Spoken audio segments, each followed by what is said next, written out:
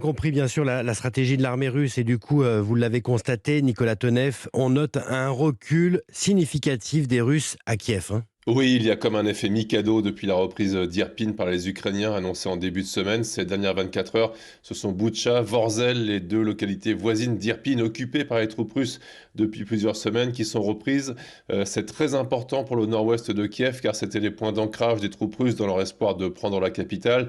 Borodianka a aussi été perdu, c'était un point clé routier vers le nord et la Biélorussie.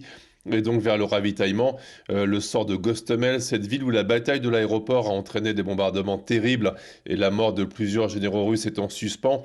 Hier soir, il n'y avait pas encore de certitude. Alors ce recul russe est significatif et abaisse la pression qui pesait sur Kiev. Avec le départ de Tchernobyl également se pose la question de la stratégie russe. Ces replis sont-ils forcés, sont-ils tactiques? Que laissent les Russes derrière eux?